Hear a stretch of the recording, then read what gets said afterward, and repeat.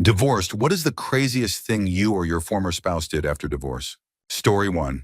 My ex stole a car and ended up serving 18 months in state prison. Based on what I was able to find online at the time, he approached a car dealership and showed interest in buying a vehicle. They allowed him to take it home for a 24-hour demo. He never returned it. They reported it stolen after attempting multiple times to contact him to return it. They eventually contacted the state police, who put out a BOLO. He was found driving the vehicle on the other side of the state, thinking he wouldn't be located there. I found out when I got an unexpected phone call from the sheriff's office. I asked why they were calling me about this. They said my ex told them I would vouch for him as a character witness. I told the officer over the phone that my ex was completely untrustworthy. The officer laughed, thanked me for my time, and hung up. Story 2. This happened when I was a kid and my parents were going through a divorce. My dad was extremely manipulative, emotionally and physically abusive, involved in illegal activities, the whole list. Even after my mom finally got out, he still had visitation rights. His family kept pressuring my sister and me, both under 10 years old, to convince my mom to talk to him. She finally agreed to speak with him when she came to pick us up at the police station, where it was agreed they'd exchange custody. They immediately got into an argument. He threw a temper tantrum, grabbed my mom in front of a police officer from the LAPD, and tried to assault her. The officer intervened and grabbed him. He let go of my mom with a look of pure terror on his face. I think that was the moment I truly understood who he was, and I didn't want anything more to do with him or his chaotic, overly religious family. Story 3. While we were still married, she got pregnant by the man she was cheating on me with, who was also married. She had this idea that he was going to leave his wife and marry her. She got a lawyer and filed for divorce. I got one too. Only issue, he worked for his wife's father, who was grooming him to take over the business. Realizing a divorce would cost him his career, he confessed everything to his wife and begged for forgiveness. She took him back and he cut off my wife. Once her dream of being with him ended, she claimed I was the father, which was impossible since we hadn't been intimate for over a year before conception. Still, she told everyone who would listen that the baby was mine. She had her lawyer drop the divorce. I told mine to proceed with me as the plaintiff and that I wanted to dispute paternity. I moved out. She started stalking me, showing up at my job and trying to get in. I work as a civilian in R&D at a military base. The MPs didn't tolerate her behavior and detained her when she tried to run past the gate. She called me at work asking for help. I told her whatever she had done was her problem and hung up. I also got a restraining order, which she violated repeatedly. She asked for everything, both cars, the house and all its contents, savings, my retirement account, and 7 years of spousal support. I offered her no support and half the assets. If she wanted the house, she'd have to buy me out and refinance in her name. When the baby was born, she tried to put my name on the birth certificate anyway, but I had already successfully disputed paternity. She had to go after the real father, who wasn't thrilled to see her again. In the end, we split the assets 50-50. The house was sold and she got no spousal support. I don't know if she got child support from him. She called me a few times after the divorce, wanting to talk. These calls violated the restraining order, but I never reported them. About 6 months after the divorce was finalized, I was offered a new job across the country. I accepted it and didn't tell anyone outside of my family where I was going. Most of our friends believed her lie that the baby was mine and made me out to be the bad guy. I didn't feel the need to correct them. Life is better now. Story 4. She got custody of our 3 kids along with 70% of my take-home pay for child support, which forced me to move into the barracks. I was in the USAF. Then she immediately moved out of state without telling me, despite the divorce decree requiring my consent, effectively cutting off my ability to have contact with the kids. But that's not even the crazy part. The crazy part happened just a few years later when she decided she didn't want to be a mother anymore. She joined a traveling carnival. I suspect she was romantically involved with one of the ride operators and left the kids behind without telling anyone. She called my oldest daughter days later to tell her to contact me. They hadn't called sooner because they had grown used to her disappearing for days at a time. People sometimes ask what happened after. This was decades ago. My children are all now grown, married, and have children of their own. After coming to live with me, they learned I wasn't the monster their mother had painted me to be. Each of them eventually asked to be adopted by the love of my life, my wife, who I never would have met if not for the divorce.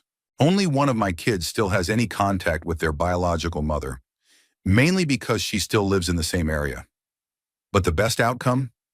All my kids learned exactly how not to be a parent, and now my 5 grandchildren are growing up in loving, stable homes. Story 5. The final straw that led to the divorce. She got drunk and drove her car deep into the desert.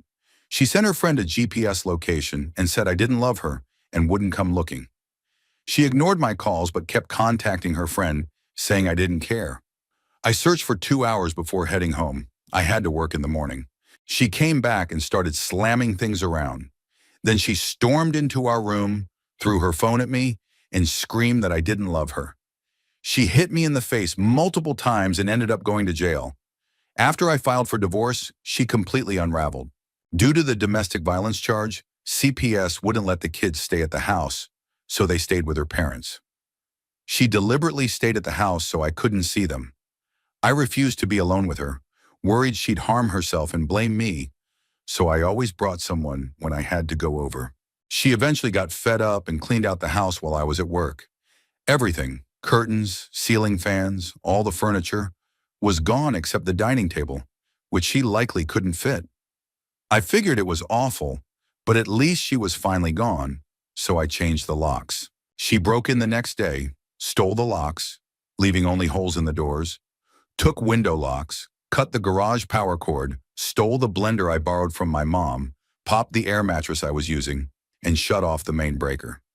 She swore in court that someone else must have done it. Story 6. He kidnapped my 3 boys from my house while I was on my first post-divorce date. Our trusted babysitter was with them. I had left dinner ready. The kids were bathed and already in their pajamas. I had just arrived at the movie theater when I got a text from my babysitter, apologizing for not doing the dishes after dinner. I replied, "That's okay. I can do the dishes later. But you've got a couple hours as well. The movie hasn't started yet." She was still at the house, but my ex-husband had shown up, lied, and told her he was supposed to have the boys that night and that I had approved it. I was furious. I knew he could be unpredictable, but I never thought he'd actually do something like this. I stepped out of the theater and called him. He said, "If you're going to be dating strangers and endangering the lives of my kids, I will take them." I called the police. They filed a report, we went to court, and he was found in contempt for violating our parenting plan. Story 7. My ex has done a ridiculous amount of bizarre things. Thankfully, most of them weren't directed at me. While we were separated and working on our divorce, he would come to me to complain about relationship problems with my cousin, the same cousin he had an affair with and left me for. He had moved in with her and her common-law husband. Then he became upset about how many other boyfriends she had. For context, this cousin has more children than she has different fathers. 2 of her kids are both half-brothers and cousins. She's never been known for being monogamous. Still, he claimed he had loved her since they were kids and thought that meant she'd love him back. Some of the more unbelievable moments include him getting jealous when she visited her husband and running her off the road with his work van. He spent more time chasing her than actually working, to the point that new hires at his job were making more money than he was, even though he'd been there for over a year. Eventually, they let him go. Another time, he was working armed security and got upset that taking our kids on a first date to Austin didn't go well.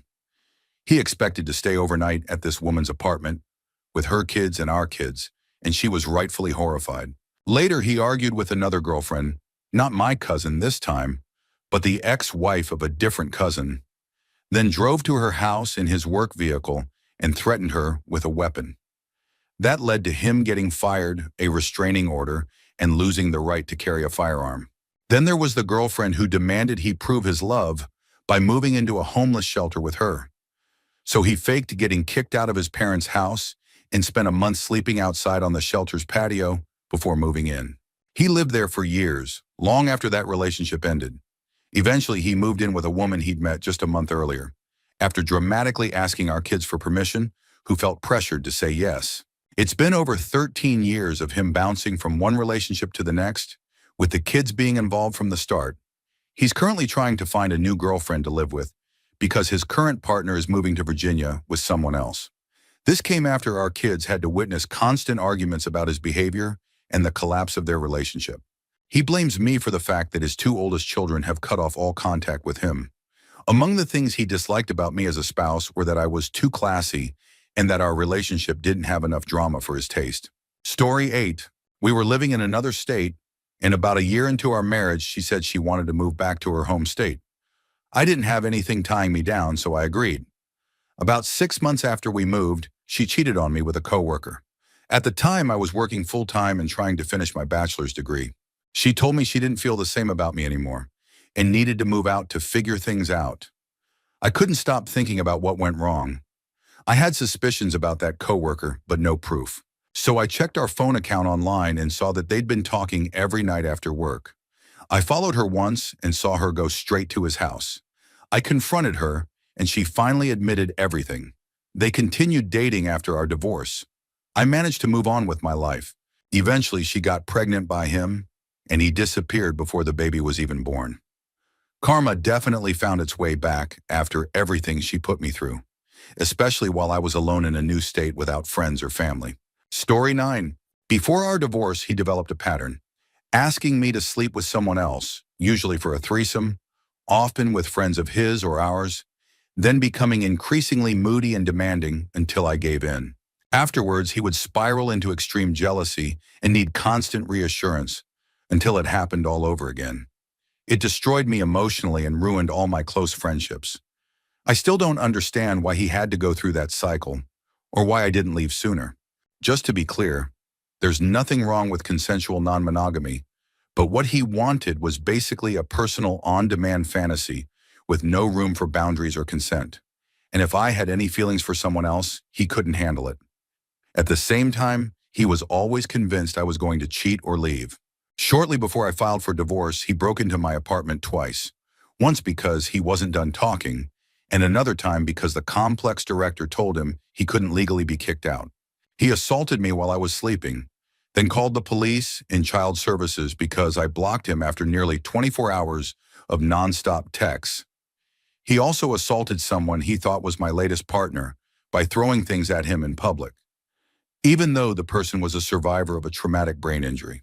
He attacked me again in the backyard and lied to the police, claiming I had assaulted him.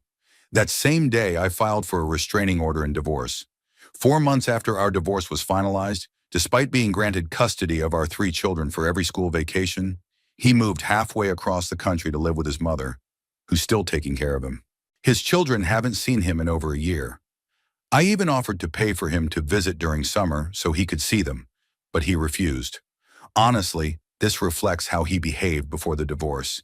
He claimed to love his kids but rarely spent time with them because it was too stressful. Every professional involved, police, lawyers, child support staff, even the judge, grew visibly tired of hearing his endless victim routine. He still thinks none of this is his fault. He continues to stalk me online and even quoted some of my posts in court. Hi, Brian. Story 10. I had a 1969 Dodge Power Wagon pickup. No power steering, no power brakes, 4-speed manual transmission, and 4x4. It was a beast, both in power and in how tough it was to drive. After our divorce, she took my truck. The judge ruled that since she was giving me custody of our 3 kids and I'd need the family car, it only made sense for her to get the truck. 3 weeks after the divorce was finalized, she took the truck down a muddy road and wrecked it, damaging the front suspension.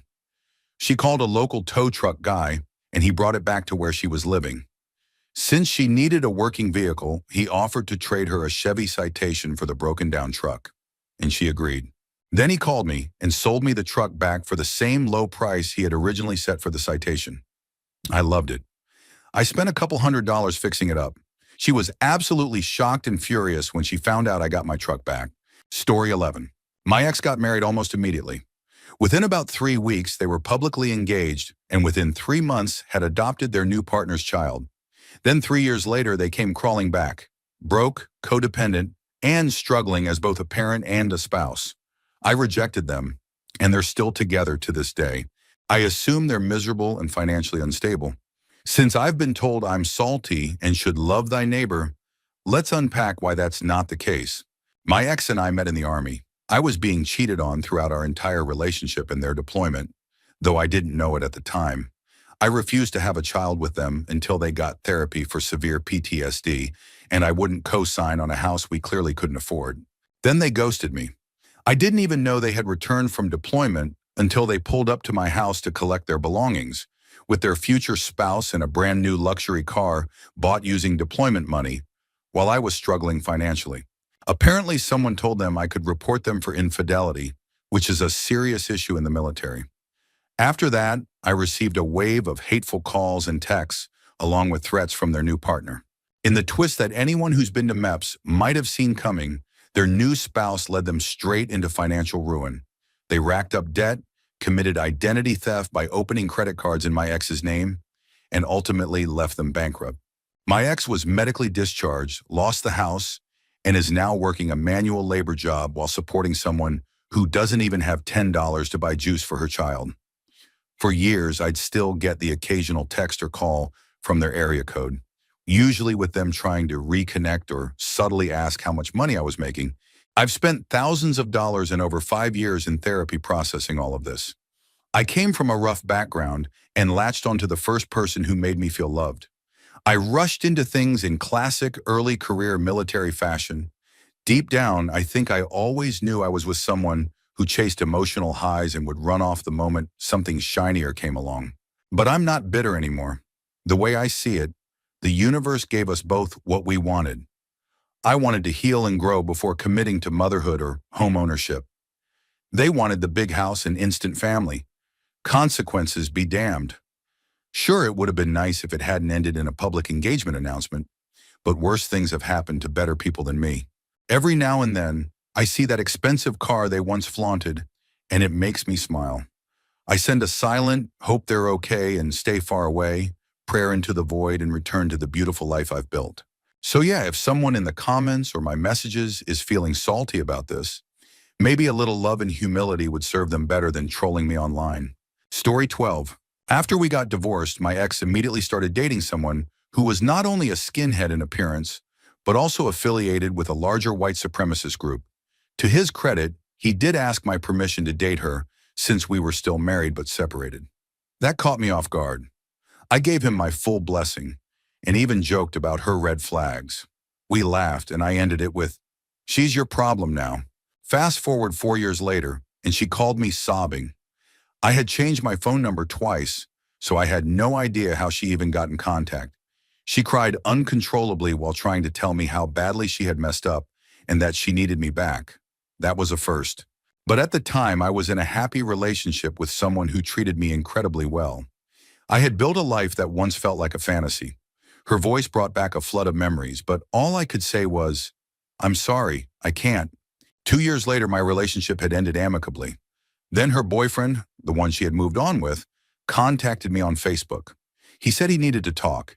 He explained that they had 2 children together, and once both kids were old enough to walk, she kidnapped them and fled to another state. She eventually reached out to me as well, but was vague about where she was.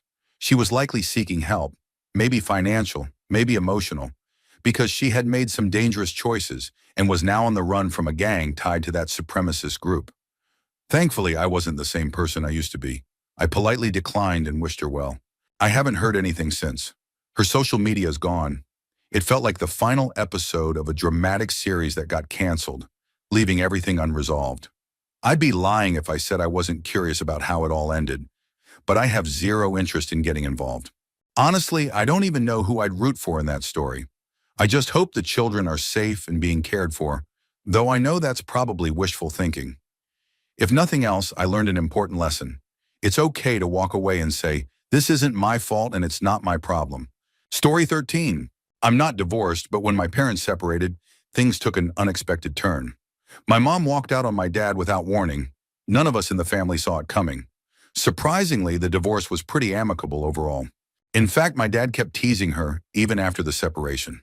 He sent her a card on what would have been their 22nd wedding anniversary, just a few weeks before the divorce was finalized, so he could say he never forgot the date. He continued sending her cards for birthdays, Valentine's Day, and even anniversaries for several years after the divorce. He wasn't trying to win her back. It was all just part of his ongoing prank. Her new partner didn't find it funny, though, and always looked nervous that maybe they'd reconcile. Ironically, my dad and her new partner actually got along fairly well. My dad just enjoyed keeping him on edge a little, especially since he had completely moved on emotionally. Eventually, even he admitted he hoped they'd get married, just so that chapter would be officially closed. But unfortunately, her partner now has advanced dementia, so that possibility has faded. That ship has definitely sailed. Story 14. He married a known con artist, someone who had already taken the retirement savings, 401k plans, from 5 previous ex-husbands. But he believed her when she said, "If you really love me, you won't ask for a prenup." He said she loved him and wouldn't do the same to him. 2.5 years later, she took his 401k as well. Edit. Since many people are asking, here's how it happened. She convinced him to list her as the beneficiary of his state pension when they got married. When they divorced, he realized she'd continue receiving half of his pension unless she agreed to remove her name. Because in that particular state, names aren't automatically removed after divorce. Both parties must agree. She offered to remove her name in exchange for the full contents of his 401k. All of her former husbands had also worked in the public sector, so she had clearly learned how to exploit this early on. At the time, I was still listed as the beneficiary of his 401k. We didn't realize it, as he hadn't brought the paperwork to the divorce settlement. So we had a long conversation about it when it came up. I told him he didn't deserve to be treated that way. He said he felt he had no choice but to pay her off. I signed the paperwork to remove myself as the 401k beneficiary, as that was part of our original divorce agreement, that we wouldn't touch each other's retirement or savings. I believe she walked away with around $50,000 in total. He only worked in the private sector briefly. His pension included a death benefit of over $250,000 and $8,000 per month upon retirement. He's a senior engineer for the state, so giving up the 401k was the lesser of two bad options. While they were married, she also spent most of his savings on luxury clothing, a new car, and expensive vacations he never wanted.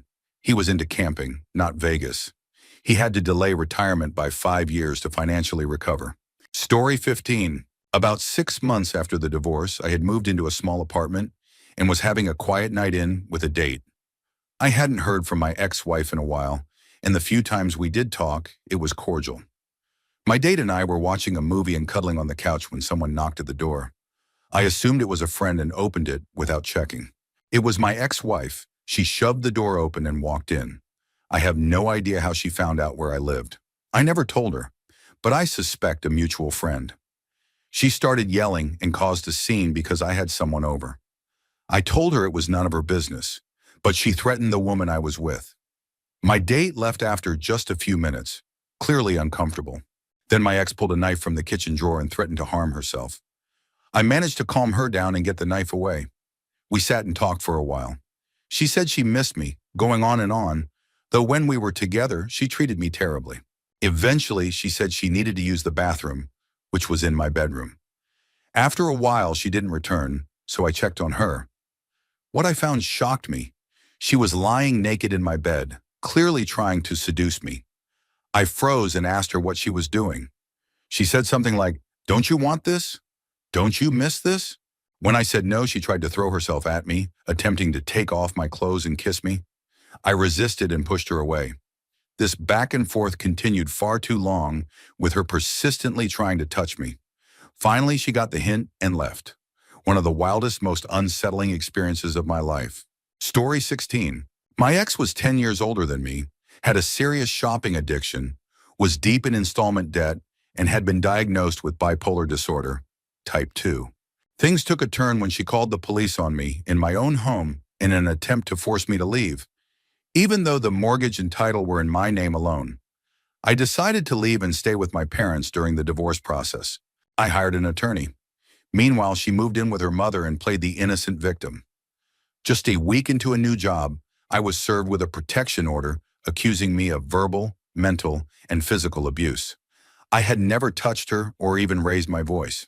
I had grown up with a high-functioning alcoholic father and learned to avoid conflict at all costs. She hired the most well-known divorce lawyer in town, radio ads, big firm, the works. Apparently, her mother helped secure the attorney by manipulating him into taking the case. My lawyer tried reaching out multiple times but got no response. On our court date, we found out she showed up unrepresented. My lawyer told the judge she could help facilitate the settlement if both parties agreed, and the judge approved. We were put in a room together to talk. She asked if we could work things out. At that point, after 6 months of silence, I had no interest in reconciling. Her behavior had been so toxic that it was affecting my own mental stability. I realized I needed to prioritize myself. We agreed on a financial settlement to end everything and move on. When I got home, the place was a disaster. She had dumped everything: clothes, books, papers, everywhere. During the time I was gone, she had a new boyfriend move in. Not exactly a great match. He was an out-of-shape former football player who smoked inside and let a cat scratch up the furniture. Some mutual friends later told me she was convinced I was sneaking into the basement to sabotage the gas lines and blow up the house. That's how far things had gone. Years later, her son, from a previous relationship, came to me and said he appreciated everything I'd done for him and his mother.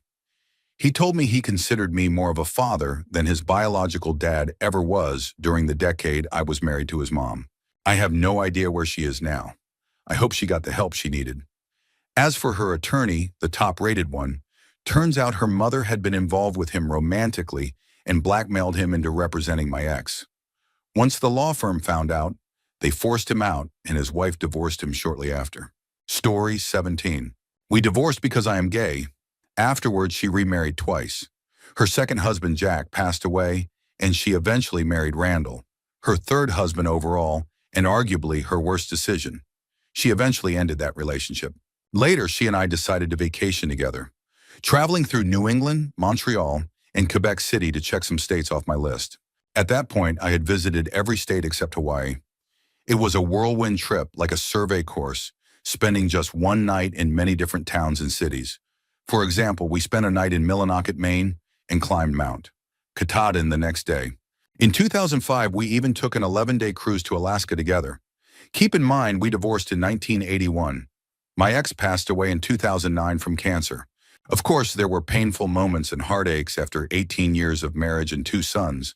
But time really can heal, and former spouses can grow to appreciate the journey they once shared, even if they've moved on to entirely new chapters. Story 18.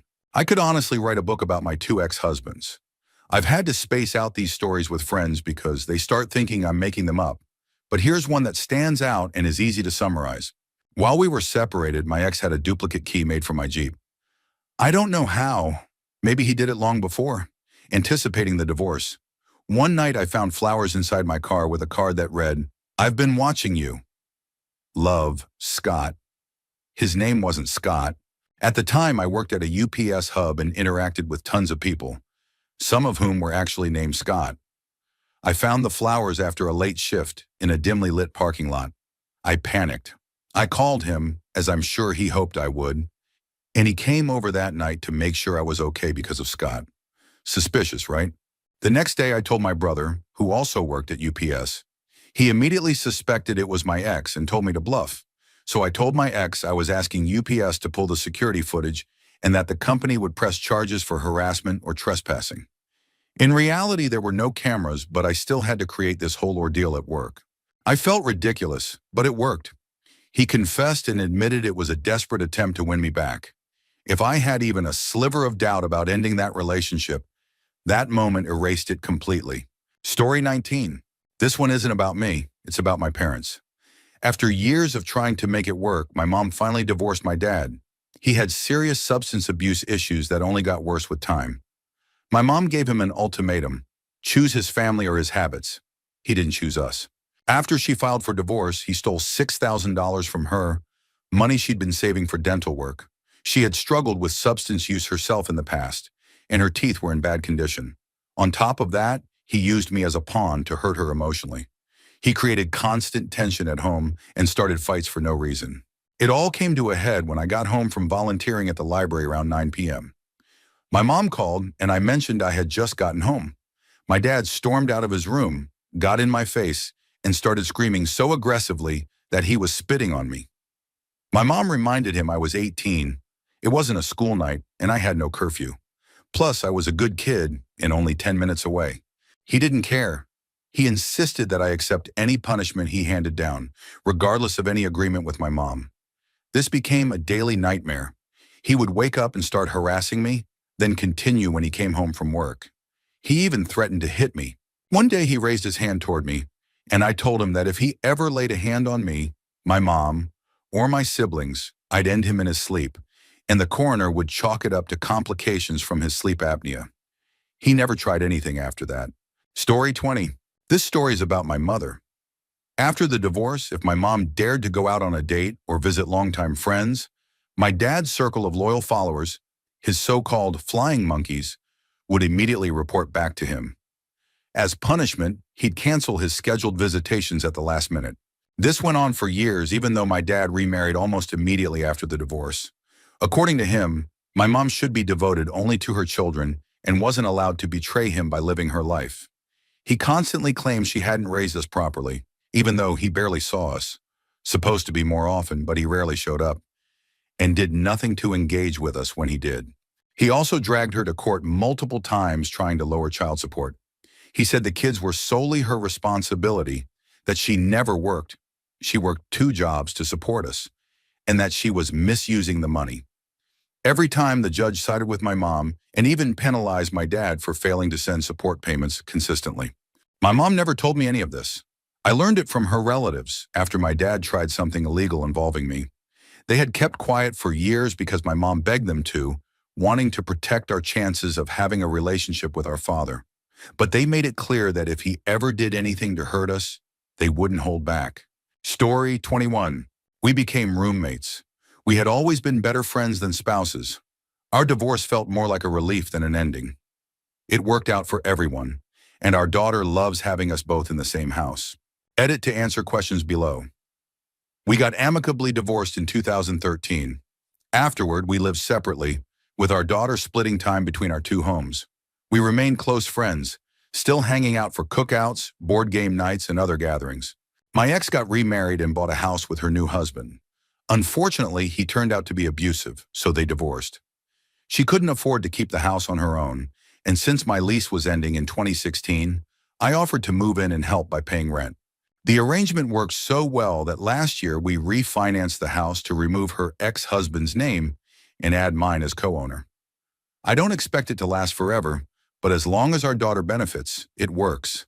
Every decision we've made has always been with her best interest at heart. We're still supportive friends and awesome co-parents. We have regular family dinners, movie nights, and game nights, but we also maintain our own separate lives. Our friend group overlaps almost completely. As for dating or other partners, it helps that I'm non-monogamous. I identify as a relational anarchist, so I only date people who are also non-monogamous or polyamorous. Those people usually don't mind that I live with my ex. If someone has a major problem with it, I'm not interested in dating them. So while some people think my situation is unique, it's not as rare as you'd think. I don't plan to marry again or cohabitate with another partner. I don't do traditional relationships anymore. Never say never, but probably never. I won't go on a rant about toxic monogamy, but it's real. I think it's strange how people assume you must hate your ex. That kind of resentment often comes from staying in relationships long past their expiration date. I'll admit our living situation is unusual, but it's healthy. When I tell people, I sometimes get, I could never do that. But more often I hear, that's weird, but kind of cool. Story 22. This one's about a colleague. He got completely taken apart in the divorce.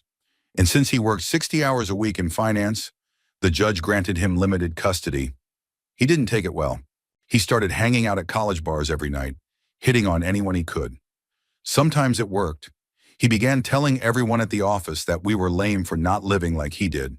Meanwhile, he was barely putting in 30 hours a week at work until he got fired from his 7-figure job. After that, he went through a full transformation. He bleached his hair, grew a goatee, and started riding around on a flashy, over-the-top Harley. Total midlife crisis mode. The last I heard, he was living in Arizona, battling pill and meth addiction, and hadn't seen his kids in years. The wild part? He's probably the only person in that trailer park with an MBA from a top business school. Story 23. This is my husband's story about his first marriage. He had bought a house 5 years before ever meeting her. Not long after they got married, she started cheating with his best friend. He had no idea at the time. She and the boyfriend came up with a plan to get my husband to put her name on the house title and refinance the mortgage. This was during the housing boom.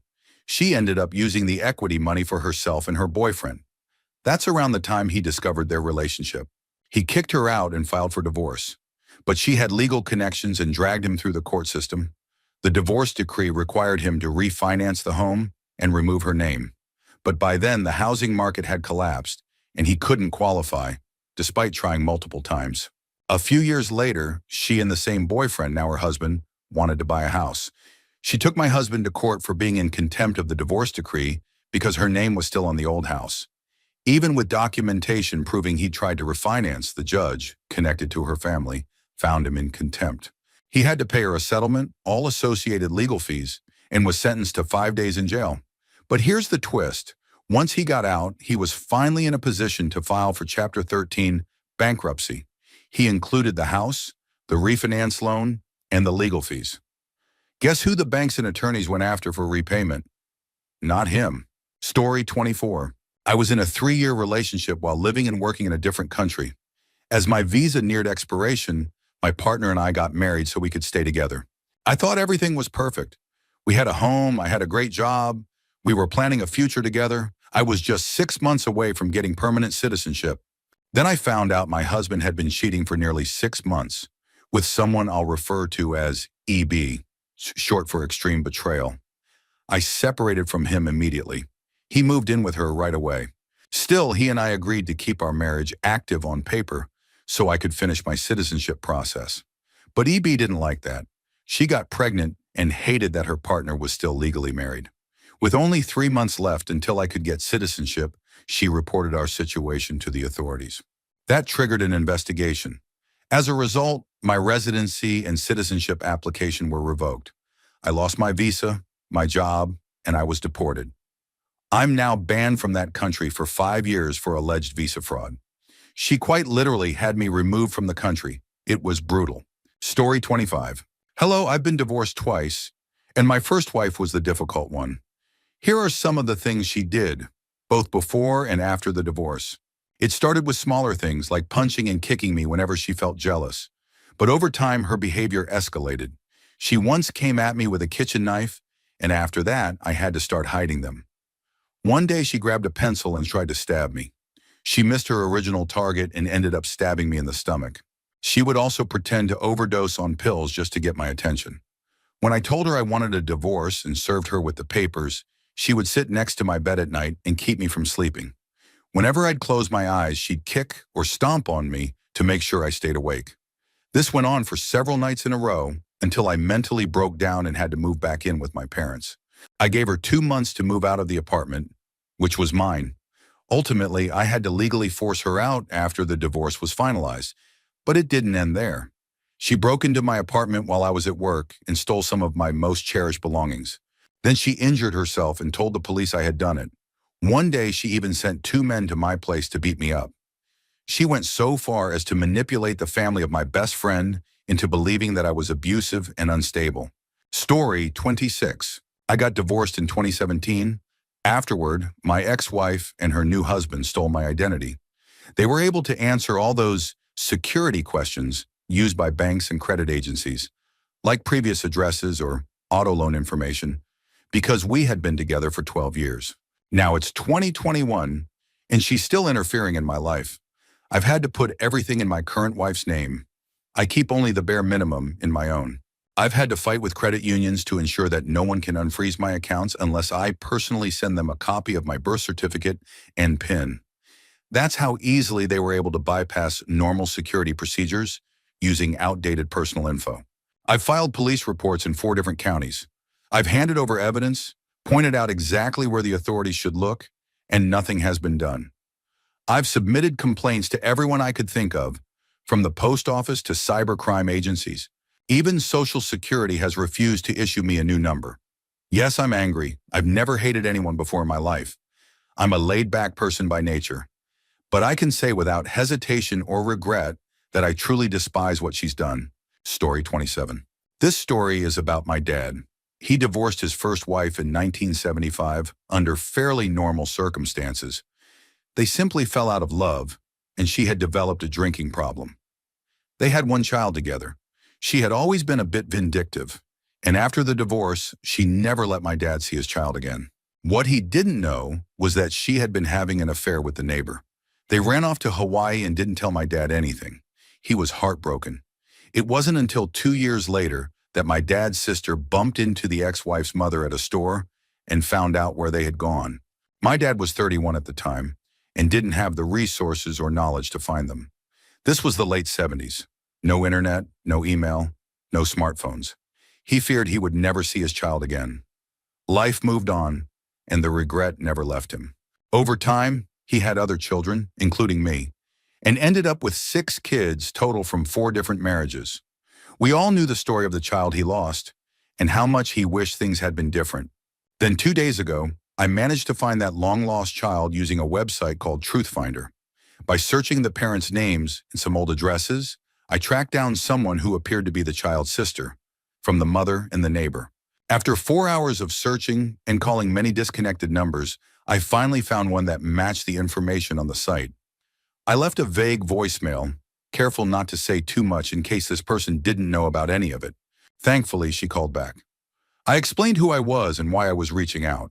Amazingly, she was happy to help. Her brother, the child my father had lost, had been waiting for that call for 30 years. He'd found adoption papers when he was 15 while moving houses and had always known something didn't add up. He confronted his mother, but she denied everything, leading to years of emotional struggle. His sister had to go behind her mother's back one night to steal all the photos and information about my dad that her mom had planned to throw away. She gave them to her brother, which helped answer some questions, but the emptiness remained. The mother passed away in 2017 from cancer. The neighbor, the man she had run off with, is still alive, and the son has remained close to him. This moment meant everything to my dad. At 73, he never thought he'd reconnect. But now, thanks to that one phone call, they're finally in contact and are planning to speak this Father's Day.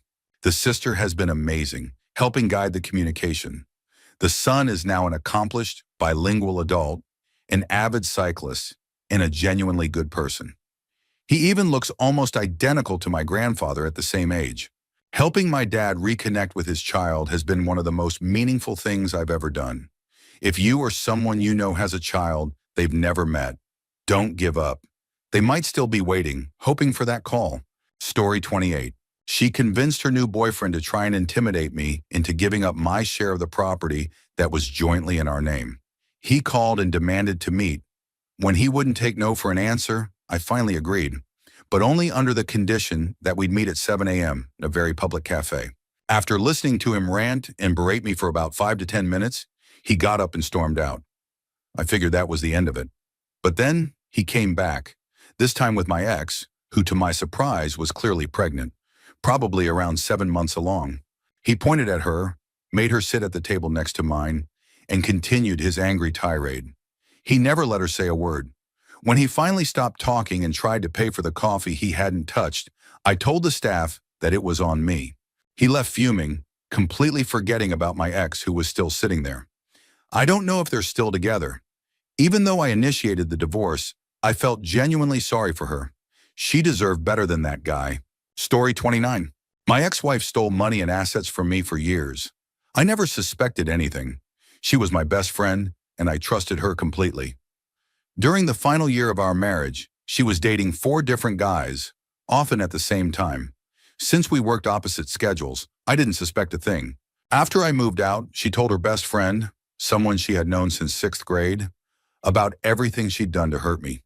She admitted to cheating and stealing just to see if something better was out there. Her best friend was so disgusted that he decided to contact me and tell me everything. In response, she called the police and falsely accused him of assault. He was arrested in front of his pregnant fiancée. To avoid prison time and registration, she pleaded the charge down to a lesser offense. She openly admitted she did it so he wouldn't be allowed to testify on my behalf during the divorce and help me recover what she took. Story 30. I caught my ex in 4 separate affairs, and I documented everything. I'm talking over 140 pages of phone records, photos, and other evidence. When we went to court, she tried to lie to the judge. She claimed I had been abusive and that she deserved alimony.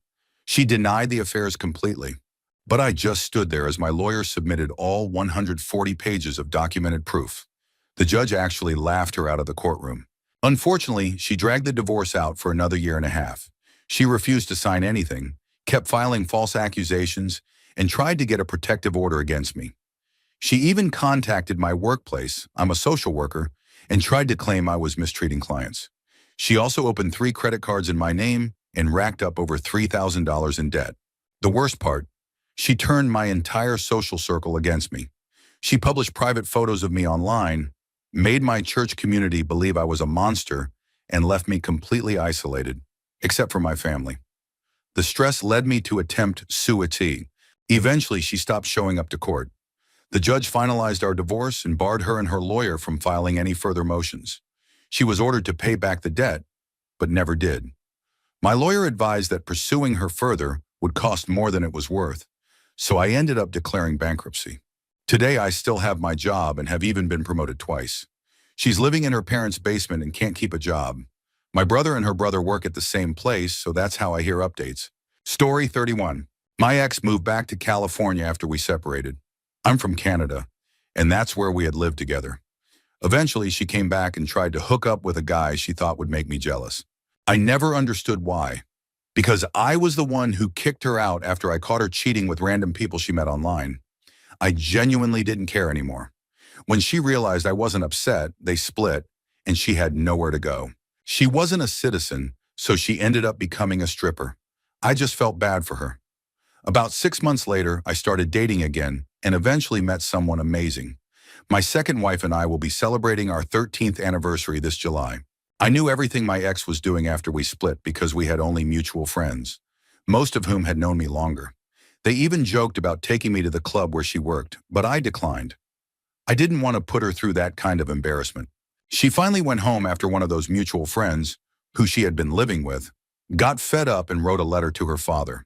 Turns out she had never even told him she had been married, much less how and why she returned to Canada, or that she had become a stripper. Her father ordered her to come home. Had he not stepped in, she probably would have been deported. Today, my wife and I spent the day relaxing, enjoying each other's company and playing video games. I prefer this peaceful life over the chaos I left behind. Story 32. I divorced my son's father shortly after he was born. He was only allowed supervised visits. When my son was 4, his father kidnapped him from daycare. He called me and said, "Say goodbye to your son because this is the last time you'll ever talk to him." He and his new wife's sister's family took my son out of state. He was gone for 2 agonizing weeks before I was able to get him back. The police and courts worked tirelessly. They truly moved mountains. Those were the 2 longest, most horrific weeks of my life. When I got my son back, he told me they had said, "Your mommy doesn't want you anymore." He never forgot that. Years later in high school, he legally changed his last name to mine. He wrote his own pleading to the court, and I cried through the entire case. The judge had us stand and announce to the entire courtroom that my son now had 2 birthdays. Years after that, his father called me asking for clinical advice. He had been diagnosed with prostate cancer. I laughed and told him he'd always taken up too much oxygen anyway. I said I was glad it was in that particular area, because he deserved it. Honestly, that was one of the best days of my life. Story 33. She showed up in the middle of the day while I was sleeping. I worked nights, and walked into my house using the key she still had.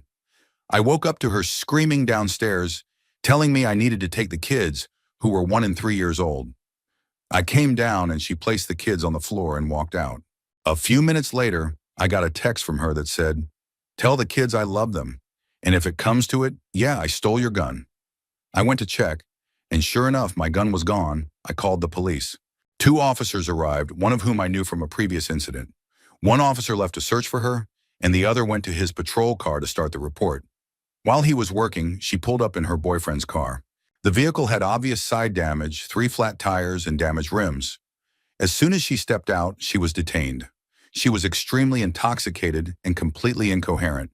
She was arrested and taken into custody. The breathalyzer showed she blew a .256. Officers found my gun, with 2 bullets missing. One of the fired projectiles was found in the car. The other was never located. She was taken to a mental health facility for 10 days. She never remembered what she was shooting at or why. She ended up being convicted of the most minor DUI charge possible. And somehow, that didn't impact her ability to care for or see the kids in court. After multiple similar incidents, I was finally granted full legal and physical custody. Story 34. She showed up after she had moved out and physically attacked me. I told her repeatedly to leave, that I was calling the police if she didn't stop. I was trying to hold her off when I called 911. The dispatcher asked what the emergency was, and I said, "My ex-wife is attacking me." Right then, she screamed loud enough for the dispatcher to hear, "Forget you, I'm going to kick your butt." I calmly told her, "You know these calls are recorded, right?" And then I put her on speaker so the dispatcher could hear everything. I had already filed a restraining order against her. She ended up spending time in jail. After that, I didn't see her for a while. She was living off her grandparents and telling everyone that she was going to get both of our cars, kick me out of the house, and force me to pay alimony, even though we earned the same salary. The last time I saw her, she was handcuffed and crying in the back of a police car. That's how I like to remember her. The restraining order came after she and her family made threats against me. Apparently, I was just supposed to accept her constant cheating.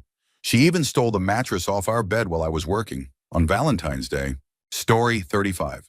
My husband's ex began cheating on him shortly after their daughter was born. She wanted him gone, but he refused to leave his baby, who was only a few months old at the time. One day, while he was at home caring for their daughter and her daughter from a previous relationship, whom he was in the process of legally adopting, she went to the police station and fabricated a story about him being abusive. Then she came home with the police. He was arrested and spent a night in jail before his parents were able to bail him out. He was forced to complete anger management classes before he was even allowed to see his daughter again, even though in court they later proved her accusations were false. Nothing happened to her. She didn't even receive a warning. In fact, she ended up with primary custody because, according to the court, she was the mother. It didn't matter that he had done nothing wrong. Oh, and while he was completing his court-ordered courses, she locked their dog in the basement. She threw food and water down the stairs occasionally. When my husband's parents finally got access to the house, the dog was covered in filth and had to be shaved completely. He was never the same after that. Story 36. I have my court papers framed to remind myself just how manipulative people can convince others they're the ones who've been wronged. My ex-husband somehow convinced his lawyer that I had taken over $250,000 worth of land and money when I left him. The court documents demanded that I repay that immediately. In reality, we never owned property together, had no children, and never shared a bank account or credit cards. When I left, I took one suitcase of clothes and walked out of the one-room cabin we rented. He made $120,000 a year, while I made $26,000. And all the bills were paid by me electronically. The judge's written response to his lawyer began, "I like to believe that our species will always have their feet planted firmly on the ground, but in what warped reality did you get caught up in? There is no basis nor proof of these claims by your client, and to bring them here shows your own blatant disregard for reality. I have some pocket lint here and will offer it to you, as I can see by the look on your face that you're concerned about collecting your client's fees now." For years after that, my ex hounded me for money. I deleted my social media accounts and moved multiple times. Eventually, he met a great woman, and I had to contact her because he was still sending me fake invoices. I sent her all the proof. She had no idea he was doing this and quickly put a stop to it. She was truly a blessing, and I'm grateful for the peace and quiet that finally followed. I fully expect to hear from her again one day when she needs help during her divorce from him. I'll be there. Story 37. This happened during the divorce. My ex kept insisting that all of our relationship issues were caused by my depression. He insisted I go to therapy and get back on medication. As we were finalizing the divorce, he sent me a bill for everything he claimed to have paid during the time between our breakup and when I finally moved out. The entire bill was nonsense, especially considering that he broke up with me and had said he'd support me financially until I found a job. What really infuriated me was that he included the cost of my therapy sessions, $60 per session, on that bill. It wasn't a large amount compared to the total, and I had the money, but I told my lawyer to let him know I'd pay for everything except the therapy. He accepted, But the audacity of trying to charge me for something he insisted I do, something that became necessary because of his behavior, was just too much. I guess he thought the therapy was useless because the therapist didn't side with him. After the divorce, the most bizarre thing he did was try to stare down my new boyfriend from across the room at a local pop culture convention. This man broke up with me, and yet he was glaring at the person who had come into my life afterward. It was pathetic. He really needed to move on. Story 38. A long-term ex-boyfriend moved into my underpriced San Francisco apartment. In order for him to live there, I had to add him to the lease. He turned out to be extremely toxic and physically abusive. Somehow he convinced the landlord that he should get the apartment. The landlord told me that if I didn't move out, I'd be evicted. My ex took about half of my belongings, over 40 paper Whole Foods bags worth, and placed them in the valet area of the building at 3 a.m. in the rain. I only found out because a kind doorman texted me. A friend I was staying with went to pick them up. The next day we returned for the rest of my things. My ex secretly recorded us while we were packing and later posted the videos on Facebook. Then he came to the house I was staying at, confronted me on the sidewalk, and punched me in the face. I finally got a restraining order. But about a week later, he showed up at my friend's house with a gun. He kicked in the door, broke my friend's arm, fractured my nose, wrist, and several facial bones. He was a district attorney, so the police did nothing. Nothing. I moved to a new city. My friend had to move out too. Despite getting a restraining order, he kept coming back. She and her husband were terrified. Story 39. We had a joint bank account. I thought it had been closed, but later found out it wasn't. I went to the bank and closed it myself. A week later, the account was open again. I returned to the bank to close it again and was told that although they could place a note indicating I wanted it closed, my ex could still reopen it without my permission within a certain number of days. I called him and said I wanted it closed immediately. He told me he was going to deposit a couple $1,000s into the account and asked me to stop closing it. I told him I would keep closing the account and pocketing any money that showed up. Long story short, I closed the account a third time and walked away with $2,000. Next thing I knew, I was under investigation for wire fraud and all of my personal bank accounts were frozen. It turned out my ex had gotten involved in one of those infamous Nigerian princess scams, and I was now in trouble for holding the funds. I returned the money, but because of the situation, I couldn't open a bank account for nearly a decade afterward. Story 40. This one is about my divorced parents.